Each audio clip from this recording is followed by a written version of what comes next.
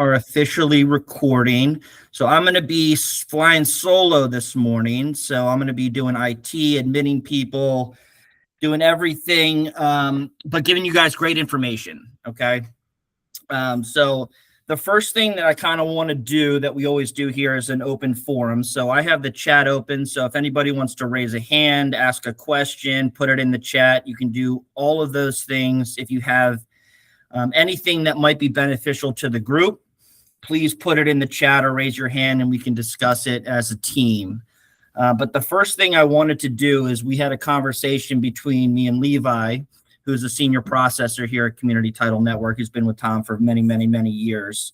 And we wanted to go over the water escrow, especially in Montgomery County because, or in PG County. So there's kind of two methods that title companies are using when it comes to the water escrow. So there's some jurisdictions where they want to have the bill basically do a start-stop, which means that we have to transfer ownership, we have to do a water escrow, we need to make sure we pay off the final water bill. And then there are some jurisdictions that don't do a start-stop. And so we have a prorated amount on the settlement statement, which is going to show that the seller is giving a credit to the buyer because the buyer is going to have to pay a water bill in the future, and the seller has been in the property, owner of the property for the past, either few weeks, month, 2 months, whatever that billing period is, and we do a prorated amount on the settlement statement. Okay, so WSSC, who services water, in our jurisdiction here in Montgomery County and other jurisdictions, what we've basically started to hear is that some title companies are no longer doing a water escrow because WSSC has indicated, they haven't done any official publication, but they've indicated that they're not going after prior owners for unpaid water bills.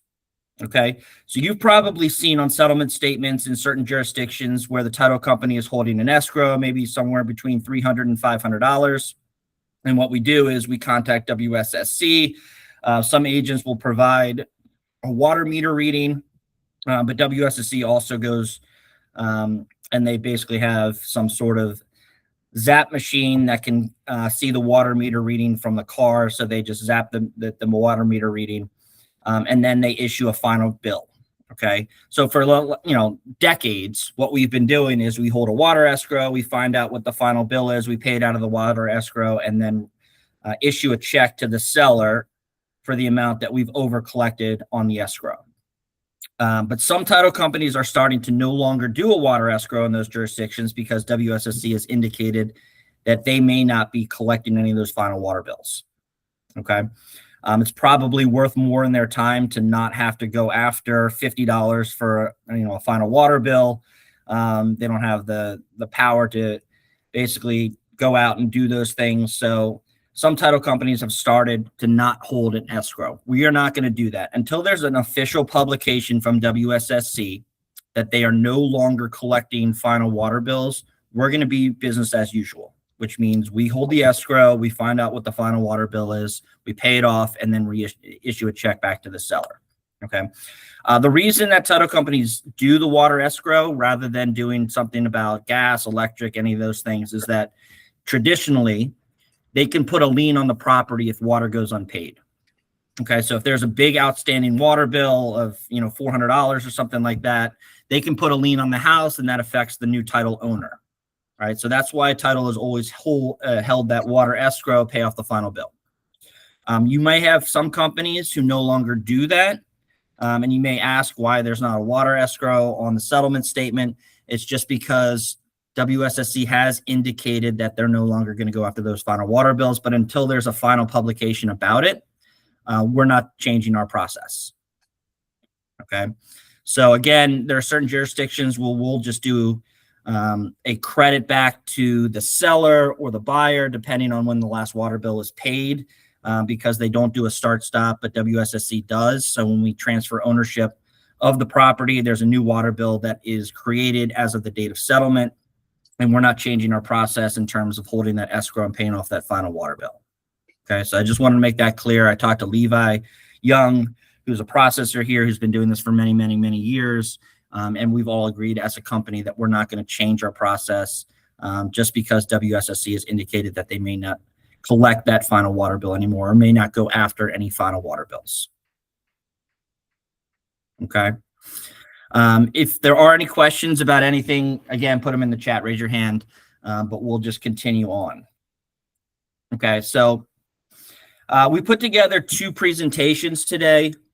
They are the top 10 Maryland title problems every agent should spot before listing a home, as well as going over any sort of credits that individuals get when buying a property, the state transfer tax exemption if they're first-time home buyers, but also you may have noticed that Montgomery County specifically used to have a $692 benefit on property taxes for the past forever, and they've eliminated that.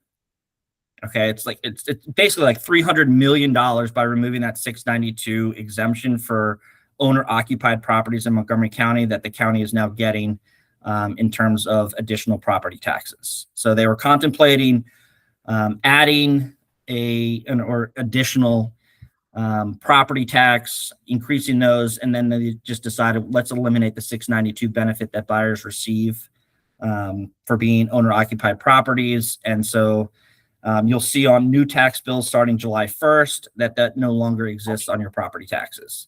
Now, I will say that the lenders always, when we go over this on the settlement statement, they always collect a bit of a cushion in the event that property taxes increase year over year. So most lenders will have that additional 692 that they know that the buyers no longer receive, and so they have to pay more in property taxes out of the escrow.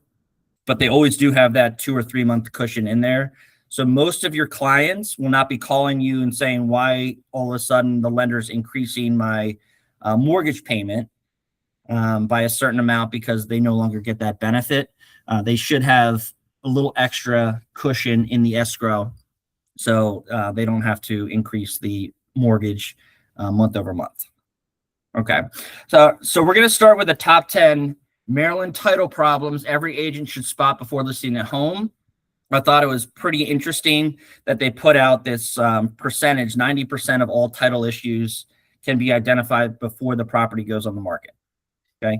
I think every agent, when they're going to a listing appointment, should review the deed to ensure you have everybody on title who's either signing the contract, or you need to find out why they might be incapacitated or may not be alive anymore. So we have contracts that come in where, a spouse is selling a property after owning it for 30, 40 years. Their spouse may have passed away 10, 15 years ago. So they don't think it's an issue because they own the house. They owned it as joint tenants or tenants by the entirety. They own 100% of the property, but there's someone on title that no longer can sign the contract, most likely because of death. Okay. So you should review that deed. And you should say, okay, I got a call from Lisa Smith. I looked at the deed. There's also a Donald Smith on title.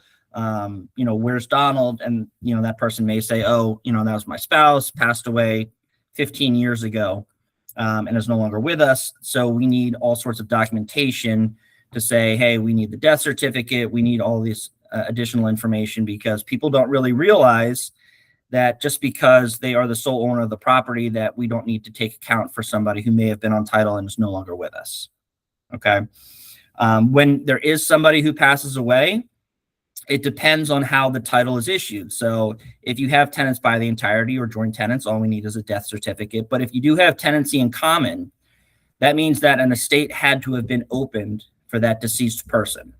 Okay. So we need letters of administration, death certificates. It's a little more complicated.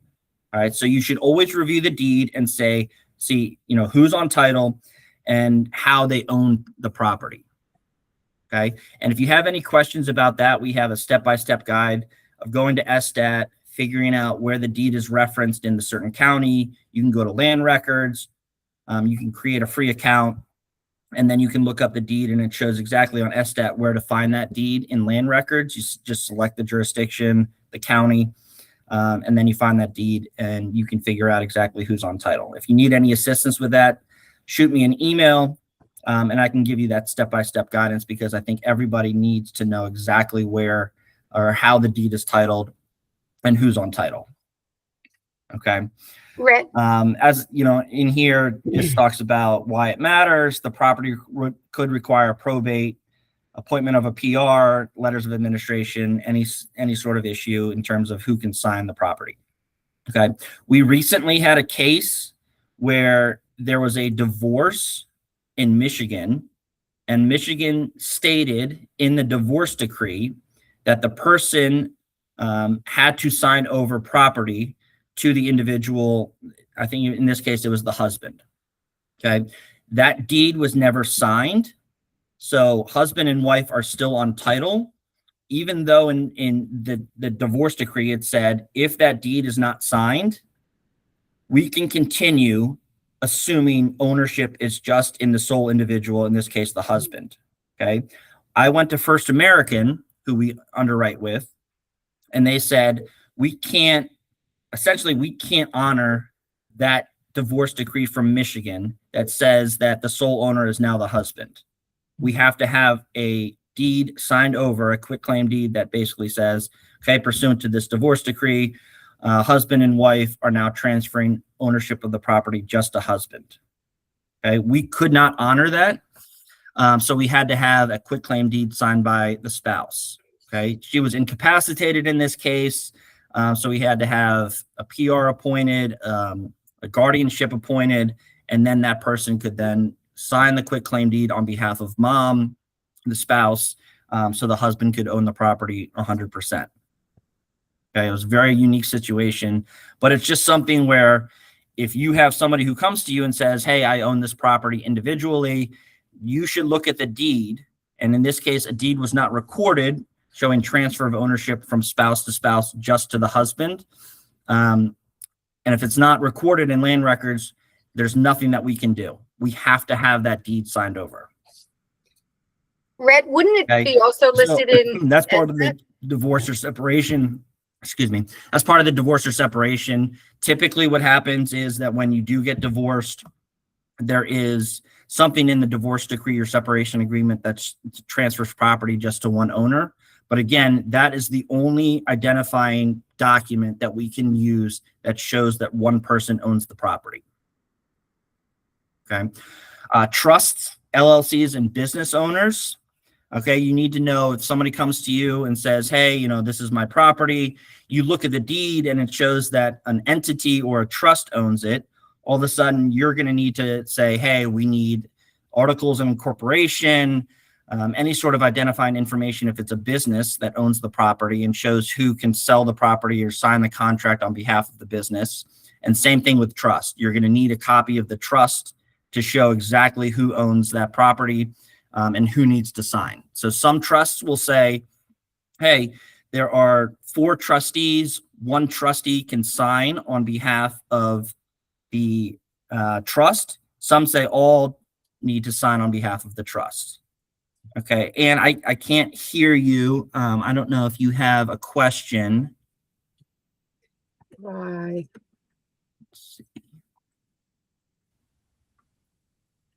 If you want to put it in the chat, that would be great. Okay, so Ann says, why is SDAT not enough? That's a great question. Okay, so SDAT is not, they don't have the proper technology or platform that can include every title owner of the property. So you might see like the owners of the property are Kristen, Bell, and Smith et al.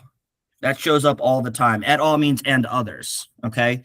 So SDAT could just basically be a placeholder for how many characters they can put in their platform that shows who's the owner of the property.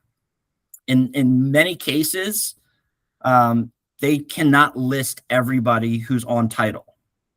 Okay. So if maybe there's like 4 siblings, it'll just have one name and then say and others or whatever they might put in SDAT. That doesn't properly identify all the persons who own the property. So if there's 4 brothers who own a property together and they're doing some sort of investment, it might not list everybody. So that's why SDAT will show the deed reference on the platform. And then you should go to land records and see exactly who's on title, because sometimes they don't have enough characters to include everybody. Okay. So when it comes to like trusts and LLCs and stuff like that, I mean, it's just going to say, the Livingston Family Trust owns the property, or it might say that the property is owned by Smith LLC. Okay. And you're not going to get the information that you need to confirm who can sign on behalf of the trust or the LLC. Okay. So, I mean, what we're going to do. So it says, what is the best way for agents to check the land records? So what I can do is do a blast email with a step-by-step in terms of it's very good at identifying, okay, you go to SDAT first, we highlight exactly where the deed reference is, we list the website for Maryland land records, you have a drop-down menu that will show exactly where for the jurisdiction, so you go to Howard County, and then you put in the deed reference, and it'll pull up the deed. It's all a free platform. There's nothing that you need to pay for, but that's exactly what you need to do in order to determine who is the actual title holder of the property. And then what you can do is you can say, hey, I understand that this property is held by a trust. I understand that this property is held by an LLC. We're going to need the identifying documents, and we can put that in an email as well that says these are the documents that you need. Okay. If you ever have questions about that and you say, hey, I'm going to a listing appointment, I see that the property is owned by the trust or an LLC or something like that, or there's additional title holders, and the person who's signing says that they need a little assistance in terms of finding out what documents are needed, just let us know. Just say, hey, this is a property in Anne Arundel County. I see that it's held by a trust. What do I need when I go to this listing appointment to determine who can sign on behalf of the trust or LLC or something like that? And we'll say, these are the documents you need. I know that typically you're not that familiar with articles of incorporation if it's an LLC or a trust document. And some of these documents have very personal information, especially trust documents where they have medical directives, they have all sorts of things. And you don't know exactly where to find who needs to sign. You can just say, hey, I'm copying in my seller.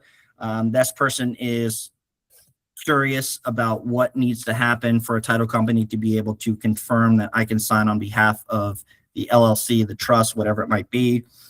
Can you please give them some directive on what they need to send to me so that the title company can review it and just say, okay, this is good. Arthur Smith can sign on behalf of the trust, even though there are multiple trustees. Okay. But again, we have a step-by-step guide on determining exactly how to find that information. Okay. Powers of attorney are always not the best use of how I want people to sign, just because they can be a little complicated, and there are people that are outside of Maryland. They don't know exactly if they have the authority to sign, because a power of attorney needs to very specifically state inside that document that they have signing authority to sell a property, buy a property, whatever it might be. Okay.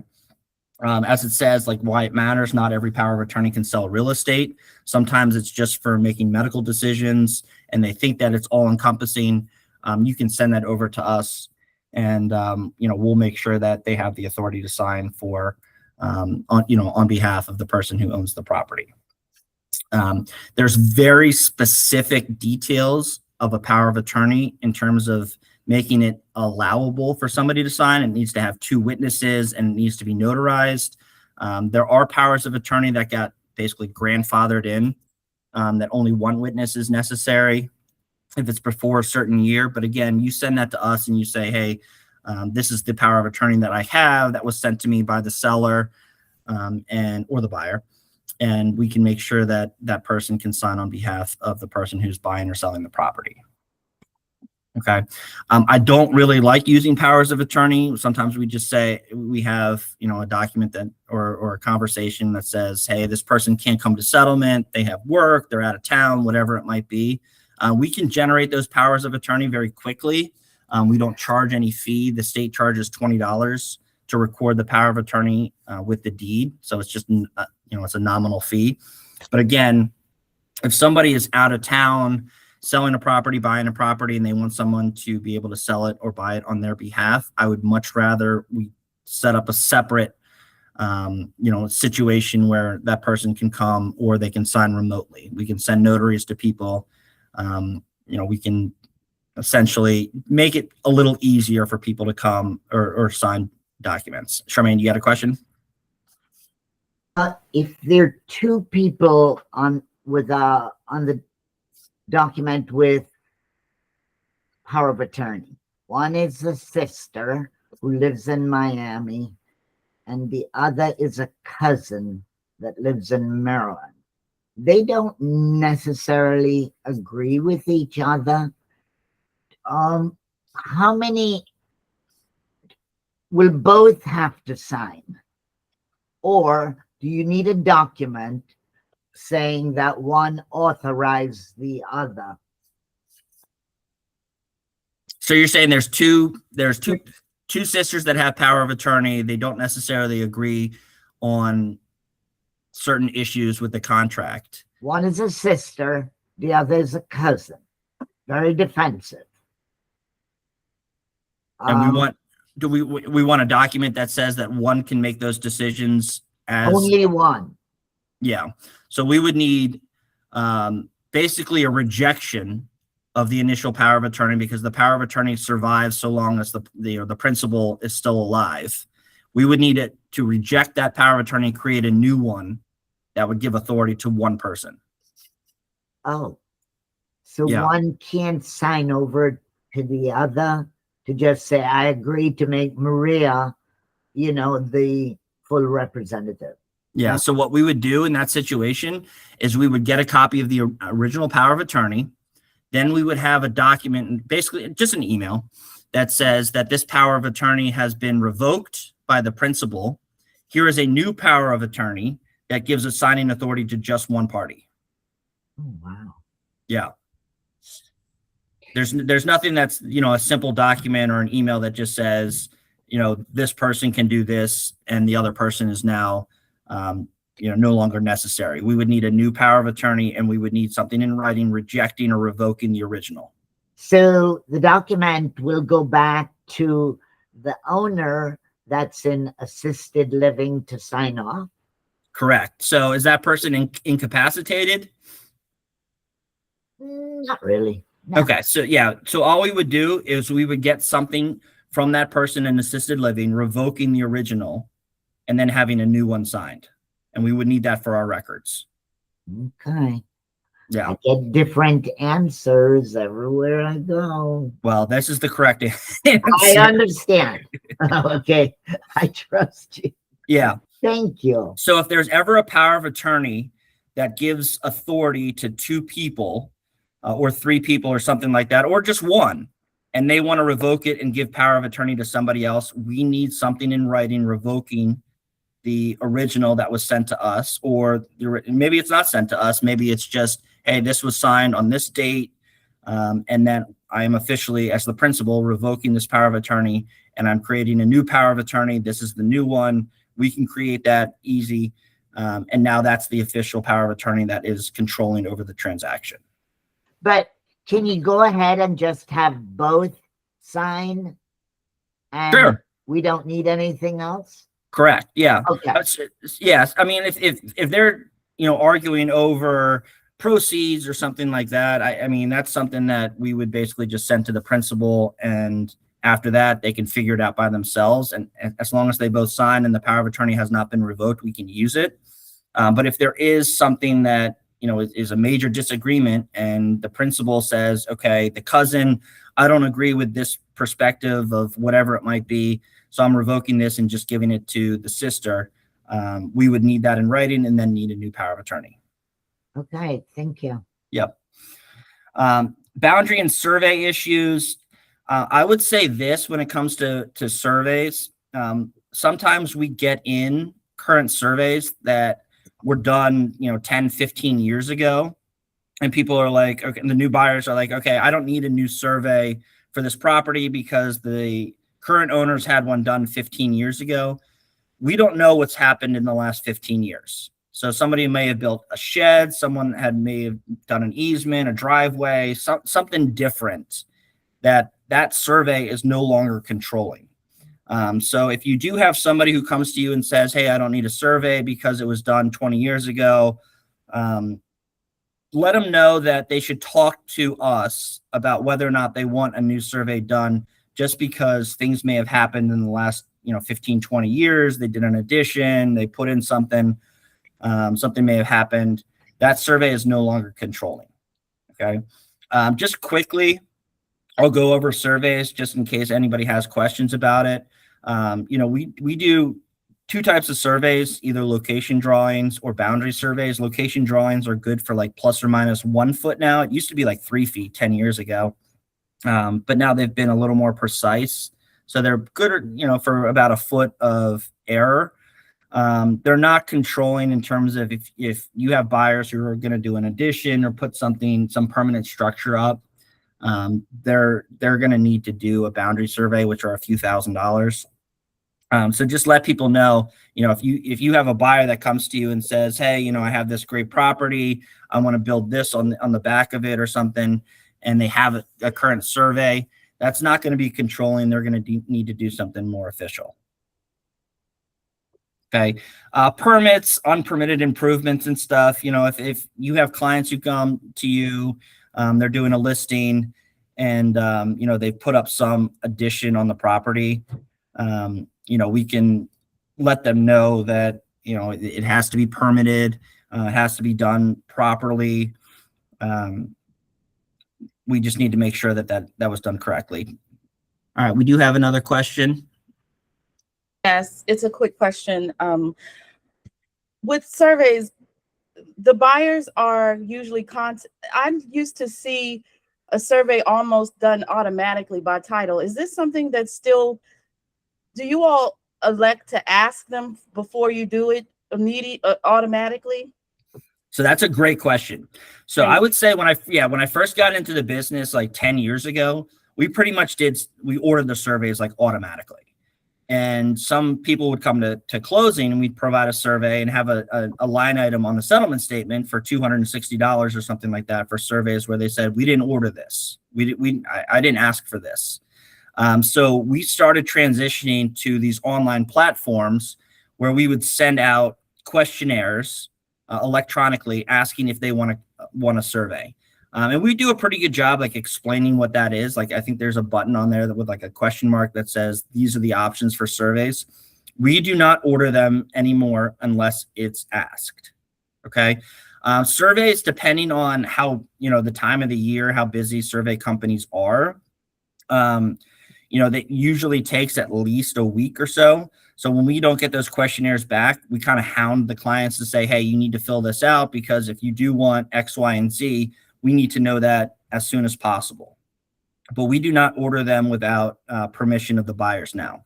And I would tell your sellers when you go to appointments and you go under contract that says, hey, by the way, the buyer may order a survey. And you may have some people that show up to your house and they're starting to take pictures. They're starting to do certain things. I've been in situations where we get a call from a seller that says, hey, there's somebody on my property right now. What the heck is going on? And we have to explain to them, hey, the buyer's ordered a survey. So now, we let the listing agent and the seller know, saying, hey, the buyer ordered a survey. There might be some people that come up to the property. They're taking pictures. They're doing measurements, whatever it might be. And that's part of the settlement process. So, just let your sellers know that if when they go under contract, there may be somebody who comes to the house and is doing the survey. So they're not freaked out when somebody is just at their property taking pictures. All right. Judgment, tax liens, HOA issues. Obviously, like you're going to get the resale package that may show if there's any sort of violations and stuff. Obviously, you want to review those. When it comes to, judgments and tax liens and stuff, that's usually not, an issue that you would recognize because you're not going under, the judiciary search and stuff and seeing if your seller has any liens or anything like that. That's part of the title process to make sure that that's cleared before we transfer ownership. But I do think it's a conversation to have with your sellers that say, hey, by the way, all liens need to be cleared before closing. So obviously the title company is going to get a copy of your mortgage payment or HELOC or anything like that. But if there are any tax liens or if you have any judgments against you, that's obviously going to be pulled up as part of the title process. So if you do have anything like that, be prepared to be contacted by the title company, just because we're going to need to clear those before we can transfer title. Okay, that's mostly a title company issue, but I do think it's, if there are any conversations that you can have just to say, hey, by the way, if you have any liens, if you have any HOA violations, if you're in arrears on your HOA, that's going to come up by the title company, and we're going to need to get that cleared before we can transfer title and you guys can go to settlement. Okay. Foreign sellers. So we have the FIRPTA tax, obviously. So if you have any, World Bank employees or something like that, they may be subject to FIRPTA. We have great FIRPTA accountants in our Rolodex that can talk to your sellers about whether or not they are responsible for that payment. There are many tests. We went over it last time about substantial presence tests, things like that, where we can have that eliminated, but they need to talk to an accountant. We need to get an official letter that says that this person, we've reviewed their situation, they're no longer subject to the tax. We need that for our records. Okay, so if you do have any foreign sellers, sometimes, there are foreign nationals who have their kids come to like University of Maryland, and they own the property here in College Park. And, the daughter or son who's in college is not on the title. So it's just persons who would be subject to the FIRPTA tax. That's a good conversation to have beforehand, just because that planning is really crucial. Just because we would need to get that letter from a FIRPTA accountant, have their file reviewed, make sure that, we can either eliminate most of it, all of it, part of it, whatever it might be. Okay. They typically need, some time to review that file. So if you do have somebody that might be subject to the tax, just let us know ahead of time so we can give you guys a good contact. Okay. Identity fraud and fraudulent deals. Yeah. Another question. Sorry. Not to belabor, this is the last point you were making about, what was that just now you were talking about? Liens. Oh, liens, yes. So this is the difference. This is, sellers wish we could pick these title companies on behalf of the buyers. Of course, it's illegal, but long story short, the buyer's title company somehow by maybe a week shy of closing just now pulls the liens and gets the mortgage payoff. Okay, yes, we knew I did, it's not my case, but they knew it was on foreclosure, but the payoff with all the fees and everything was enormous. So the deal fell through. But why would they wait so late in the process to do this? That's a good question. So typically, what we do is we pull an initial payoff immediately. Okay. And that may change, a week before closing, but we want to get a payoff as soon as possible so we can identify all of those fees. Because things can change in terms of maybe, it's July, they missed their June payment or they missed their July payment, and all of a sudden the payoff increases. Some title companies will wait until a week before closing and say, okay, now we need to order the payoff so it's more, valid and it's up to date than the original one that we requested. And that's their, method, that's their process. So they may just wait until a week before closing, because then it's going to be way more accurate than the one that they pulled when they get the contract. But that's, a situation where if it's in pre-foreclosure or they've missed payments, all of a sudden what they see on their, website, their mortgage, they go to Rocket Mortgage and they see a certain amount. Then all of a sudden they're like, wait a second, I'm in pre-foreclosure, I'm in foreclosure, they have all these attorney's fees. And then you send it to them and they're like, wait a second, now we're underwater, we don't have any proceeds, we have to bring money to the table. I think that's not the best way to identify how much is owed, just because I would much rather order a payoff, say, oh, by the way, you're in pre-foreclosure, you're in foreclosure, whatever it might be. All of a sudden there are all these extra attorney's fees. We can identify that weeks before closing rather than doing it last minute. Exactly. But just because they want to wait, because sometimes there's like an additional fee to request a second payoff that they say, hey, we don't want to apply this to the seller and say, hey, we had to order it on an expedited basis, so there's an extra $50 fee or something like that. Yeah. Yeah. That's Okay, yeah. you answered it very well. Thank you so much. I appreciate it. Mhm. Of course, Charmaine, you had a question?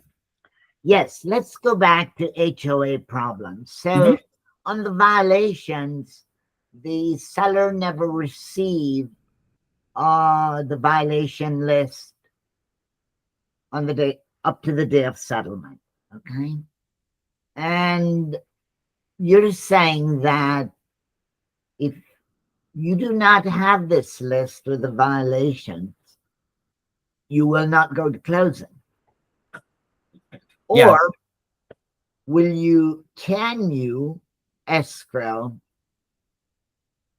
X amount of dollars to just hold as far as if there are any violations that should come up 2 days after settlement, because we're just having a tough time getting, the violations from the HOA. They're very difficult.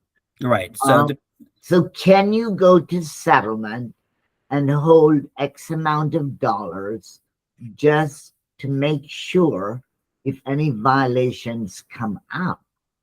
So that's a great question, and that's something that we've talked about before. I hate doing escrows because we need to match both the buyer CD and the seller CD with the lender. So cash deals are different. We have more flexibility there.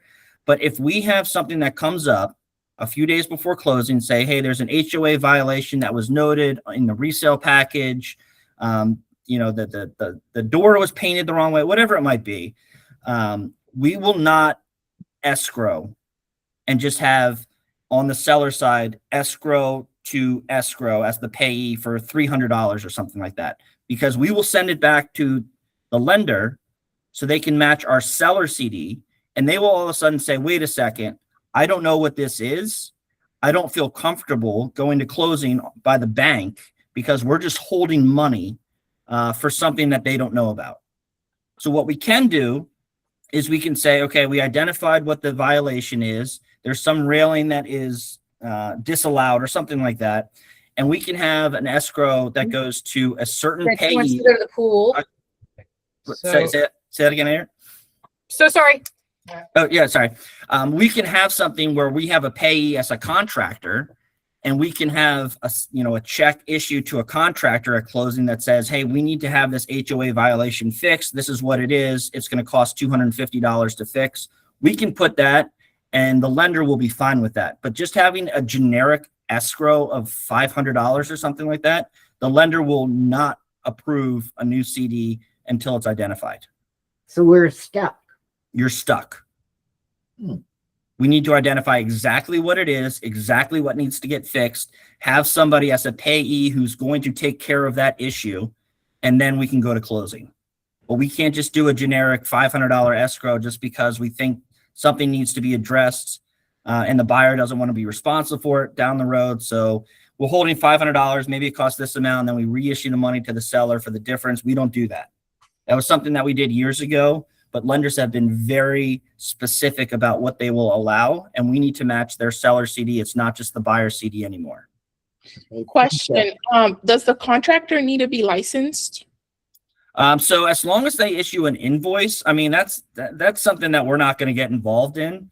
If we just get an invoice that says, hey, it's $250 to fix this issue, the payee is contractor builders LLC or something like that, we'll put it on the CD and we'll issue the check to that company.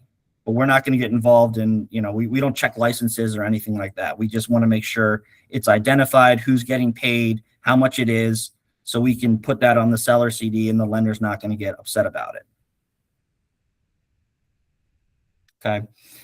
I want to do a little bit on FinCEN. So I don't know how much you guys have been following all the issues. So obviously, with LLCs who are buying property for cash, we always had these FinCEN regulations that we needed to identify who owns a controlling interest in that LLC, because we have to report that to the federal government.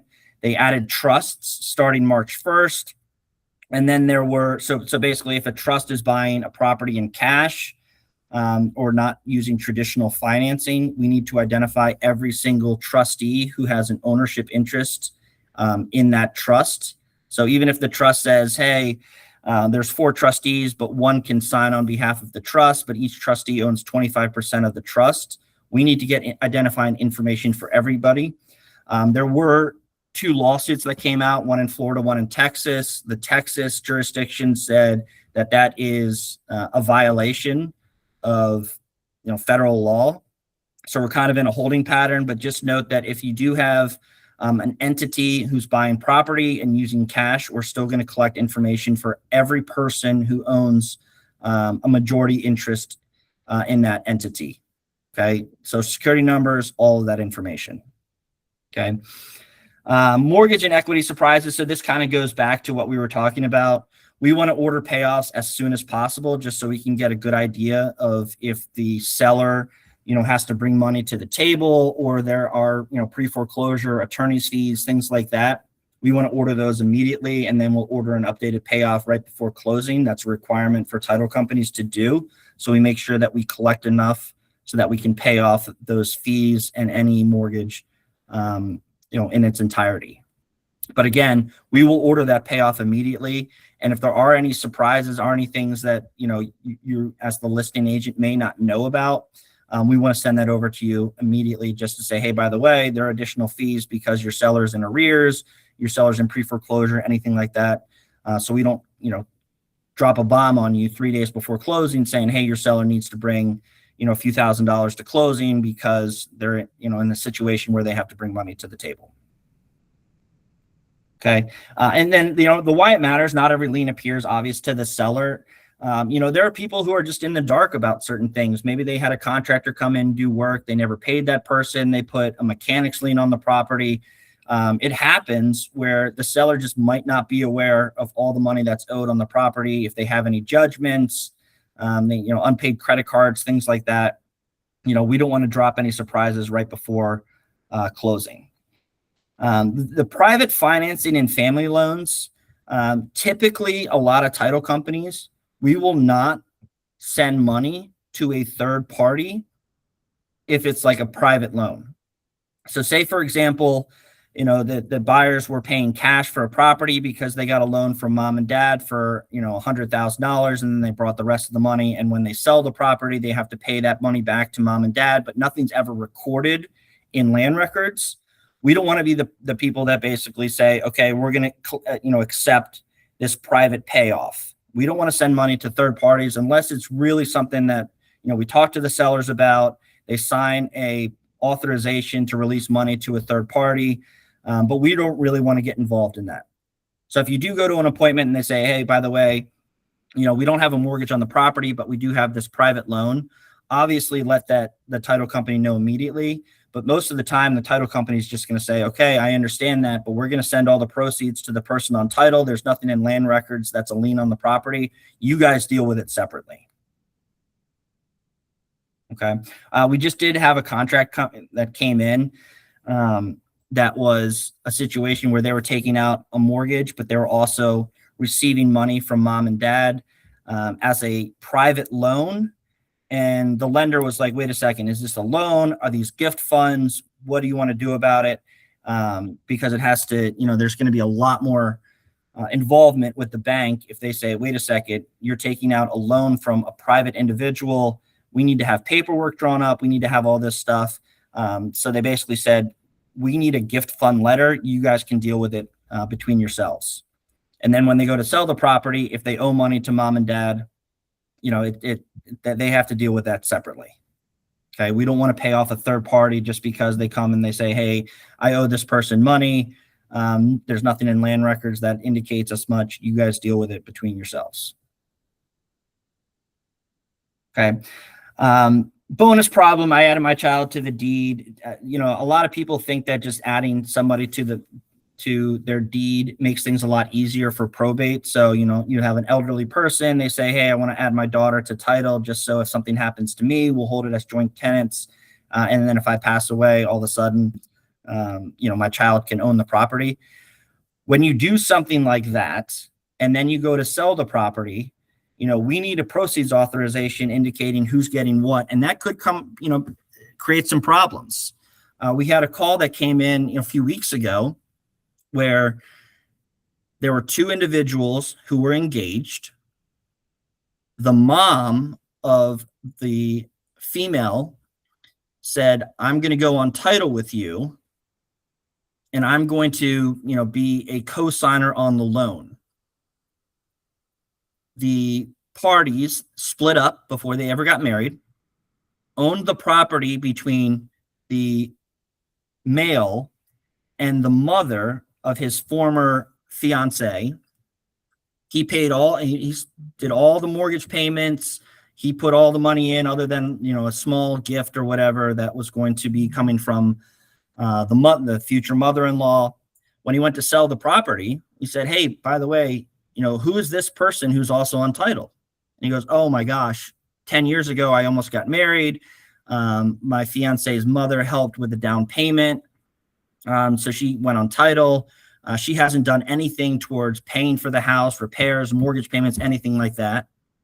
And we had to contact the other person on title who said, I want 50% of the proceeds. I'm on title. There's nothing that indicates that there was a tenancy in common where, he was going to own 95%. I was just going to own 5%. They were just joint tenants when they bought the property. And she said, I'm not settling for anything less than half the proceeds. Okay. So if you do have, a situation where, again, you should review the title as soon as you go to that listing appointment and say, by the way, who's this other person who's on title? And then we can, flush that out way before we get to the contract ratification. And then the title company gets involved and says, hey, who's this other person? And then all of a sudden we have a huge issue. Okay. Always contact title if you're going to if you have somebody, a former client who comes to you and says, hey, I want to add somebody to the title, let us know. And then we can make sure that there are no transfer recordation taxes. We always call we always call the county and just say, hey, I know this is exempt by the state for transfer recordation taxes because it's a family member, but I just want to make sure that there's nothing that we need to pay by adding, a child, a sister, something like that. Okay. So there's this little checklist at the end that I think is super important. Just basically reviewing title, seeing who's on who's on the title. Is it an LLC? Is it a trust? Is it multiple individuals? Just make sure you have everybody accounted for and you have all the proper documentation before you go under contract. We'll get in contracts all the time where it says, the seller is John Smith. And then all of a sudden we look at title and it's held by a trust. And we'll say, hey, you need to do an amendment, an addendum to this, basically saying that the seller is the Smith Family Trust, just so we have that properly identified. Okay. The other thing I wanted to go over briefly is just the Maryland property tax exemptions and closing credits. Obviously you can save your clients a lot of money by titling the property correctly. There are situations where, they want to put the property in a trust or an LLC and the person's a first-time home buyer. What we can do is we can basically have that individual buy the property, get the state transfer tax exemption by being a first-time home buyer, and then we can just do a new deed transferring the property into an LLC or a trust. Again, just let us know if that's going to happen so we can identify if there are any transfer and recordation taxes that may be applicable if they do it that way. But there's obviously a lot of money that you can save by titling the property to individuals at first and then moving it over to an entity after closing. The Maryland Homestead Tax Credit. So this is something that we always like to show buyers when they buy property. So there is this homestead tax credit that buyers will apply for after the property is transferred and it's recorded by the county. So you can't apply for it until it's recorded by the county. And we always show these buyers these letters that they may get in the mail that says, hey, for $100, you can get a certified copy of your deed. We obviously want to avoid that because it's all public record. It's just these companies that try and scam people out of, $100 here and there. But we do tell them that as soon as they receive those letters, that's a good indication that your deed is now on record. Obviously, we send them a copy of their deed as soon as it's on record and we get notified of it. But some of these companies are, quick to the trigger and they'll send them immediately. So they'll get these things in the mail that says you need this you don't need to pay for that. So we show them a copy of those letters and stuff, and this let them know that as soon as it is on record, they can apply for the homestead tax credit, and that essentially limits the amount of property tax increase that can occur year over year. So if it's not owner occupied, they can increase the property taxes on a more substantial basis. But if it is owner occupied, it's just going to be a nominal increase year over year. Okay. As I said at the beginning, I want everyone to know that Montgomery County has taken away that $692 tax credit that everybody sees on their bill if they're owner occupied occupants of the property. That is no longer the case. So any bill that's issued July 1st or later, your clients are going to see this. Wait a second, I saw this $692 credit for being an owner occupant. Where did it go? They've eliminated that. So you may get calls from people that say, hey, I just reviewed my property tax bill. Or if the lender didn't escrow enough and they send a letter to the owners of the property saying, hey, your mortgage is going to increase by $100 a month because of X, Y, and Z. In this case, they've eliminated the $692. Just note that that was a decision that Montgomery County made, and it's no longer applicable to your tax bill. Okay. I do think it's a good practice when you're representing buyers, maybe a month after closing, have a reminder set up that says, hey, have you received a copy of your recorded deed? If so, you should apply for the tax credit that limits the amount that they can increase property taxes year over year. Okay. So I think that's a good, just a, agent practice to do. I think it, shows that you are still representing them after closing and, have their best interest in mind. There are, a few different tax credits. Obviously, everybody knows the state tax, Maryland state tax exemption on the settlement statement if they're first-time home buyers. Ann, did you have a question?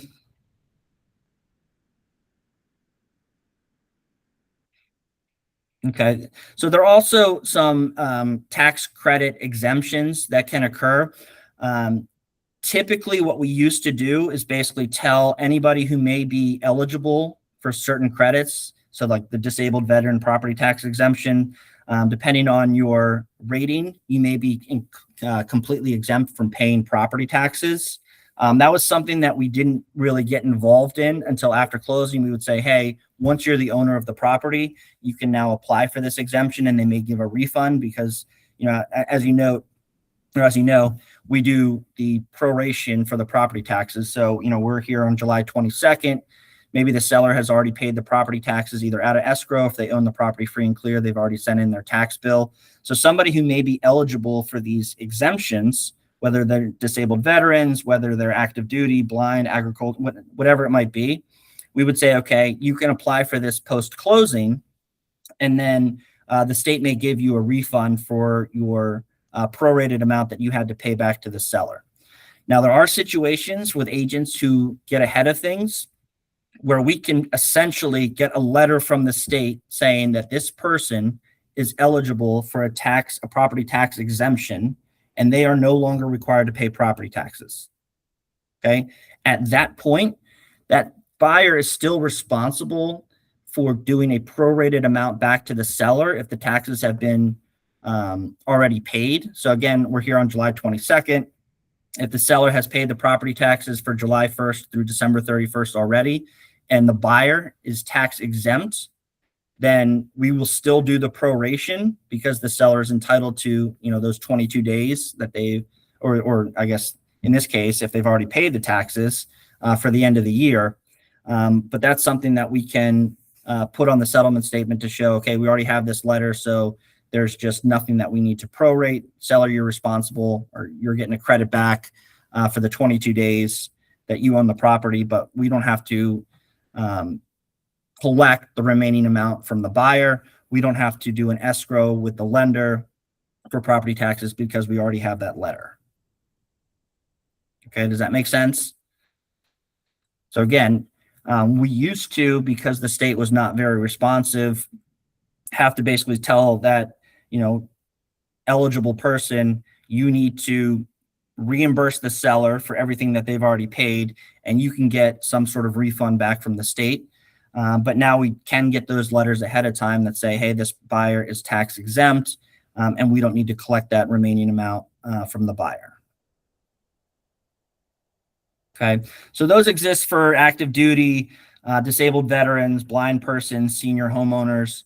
There are a lot of credits that you can see on the tax bill if that person is eligible, and we can do something ahead of time now. The agricultural assessment, that's always a fun topic. That's going to take way longer. So if you do have any property that is exempt for agricultural, we just need to have that ahead of time so we can figure out if there are any taxes that are due, because the buyer's not going to be using it for agricultural purposes anymore. That's a topic for a different day.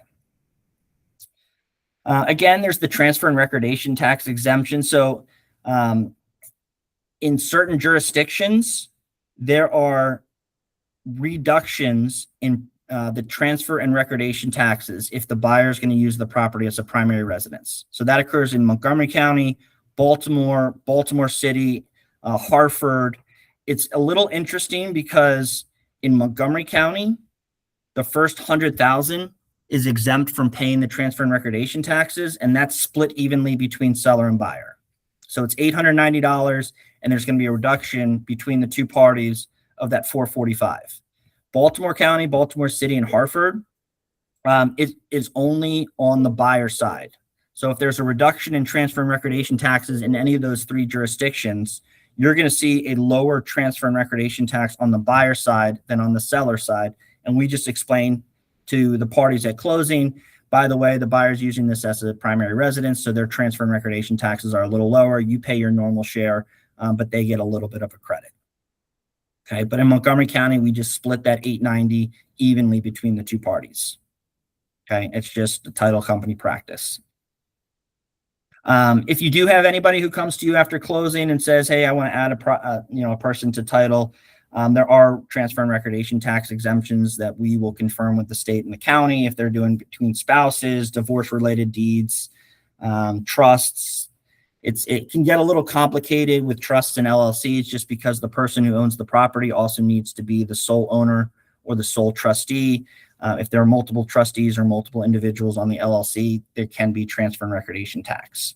Okay, so as a tip, never just say just because parties are transferring title into an entity or they're adding some of the title that don't tell them, hey, oh, of course this is going to be tax-free. Just let us be the persons that made sure that that's done properly. Question? Quick question. I see here estate transfers. If I'm representing the listing side, it's an estate. You're saying that I can recommend that they look into a possible tax exemption?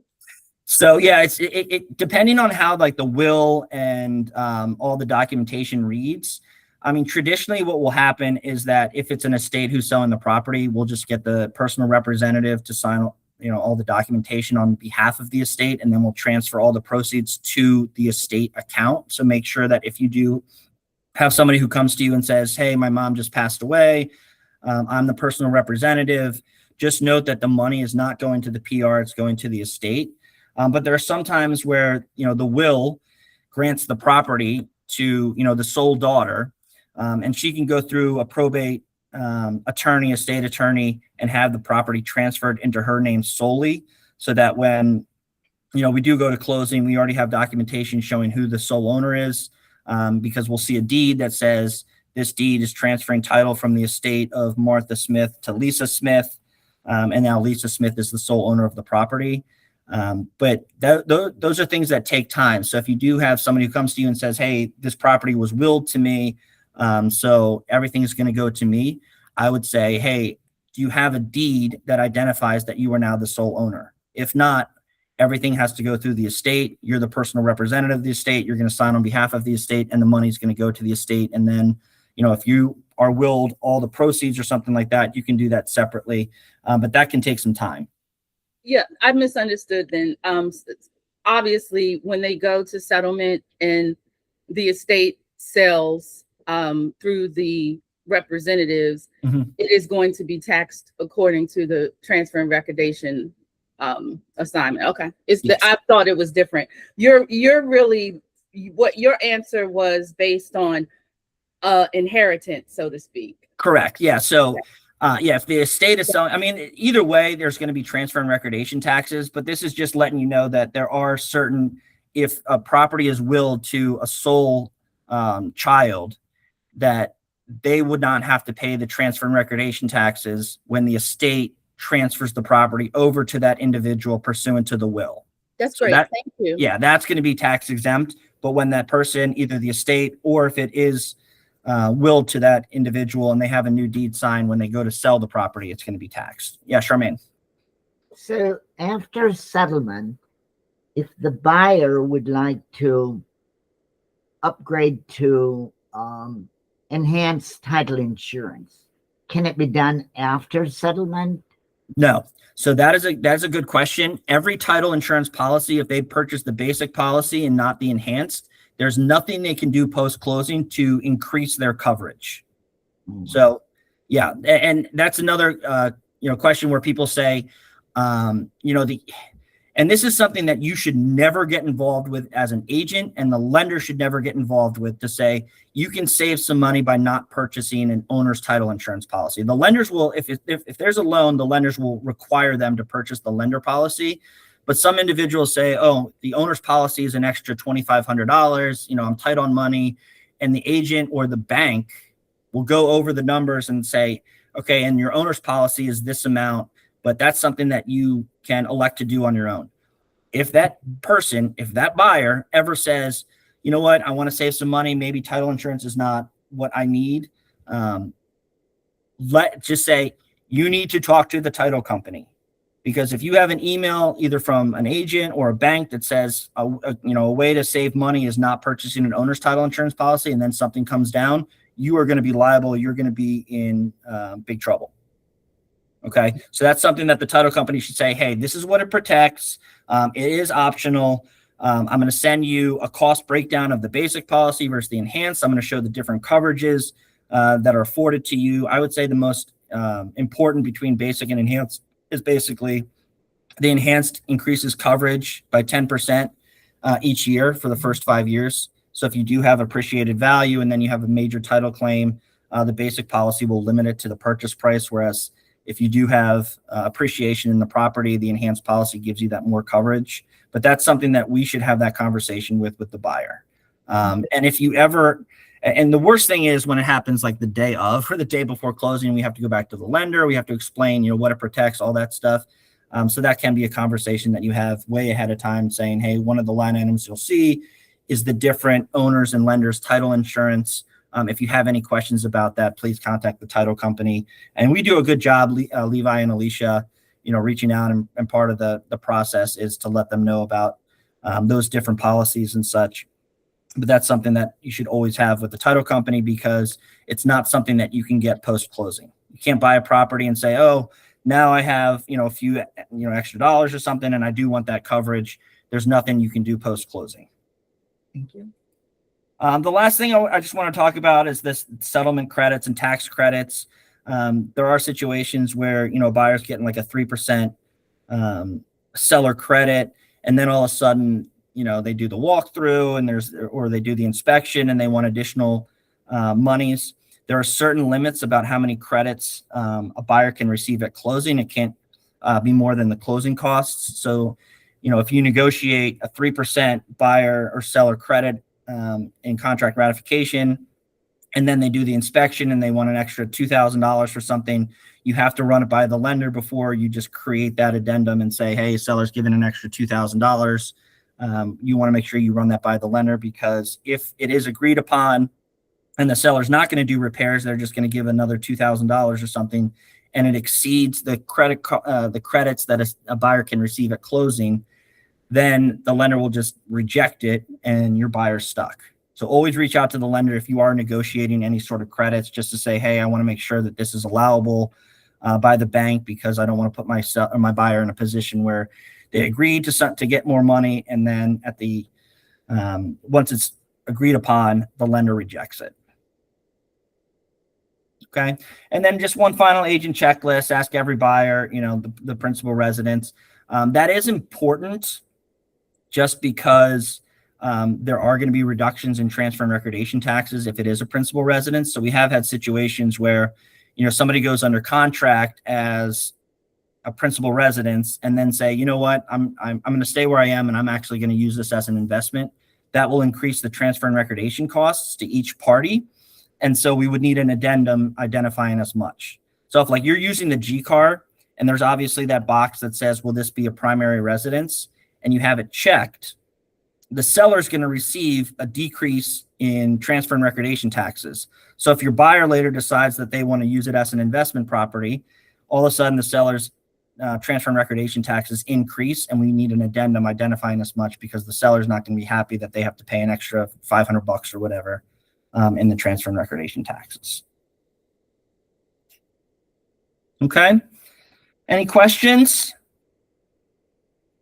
The last page, I just have this, common misconceptions and a quick reference table with, transfer and recordation taxes, whether or not they're qualified for certain exemptions based on being a disabled veteran, military exemptions, all sorts of things. The last thing I'll mention, because we do have some military sellers and buyers, sometimes SSTAT will show it as not a principal residence because they claim Florida as a residence just based on being, they want to receive additional increases or decreases in their income taxes and such. So we'll see that it's not a principal residence. So even though they lived in that property, if SSTAT says no, it's not a principal residence, we're going to reach out to them and say that the non-resident withholding tax may apply. And we basically refer them to the comptroller, who's pretty good about getting back to people. So there's a box that just says, hey, are you military? You check that. And if it was your principal residence, you can have the non-resident withholding tax waived. But if you do have military sellers, it's a really good idea just to look at SSTAT and see what's going on, or reach out to us at community and just say, hey, I have this seller. He claims Florida as a residence, but he's been living here for 4 or 5 years. What does he need to do or she need to do to make sure that she doesn't have to pay that non-resident withholding tax? Questions? I have one last question based on what you said about the investor. So would it be, if it's not a principal residence, you're representing your seller, the buyer's not a principal residence, your seller should be advised, not by you per se, but the seller's going to incur an extra tax? It's not an extra tax. It's basically the tax for transfer and recordation. There is, depending on the jurisdiction, so Montgomery County, Baltimore County, Baltimore City, Harford County, there's a slight reduction. So you can, but Baltimore City, Baltimore County, Harford is just on the buyer side, so the seller still needs to pay the same amount. But if you are representing someone in Montgomery County, there is going to be the standard tax and not a reduction if the buyer is not using the property as a principal residence. Okay, got it. Yeah. And that's also a FERPTA issue.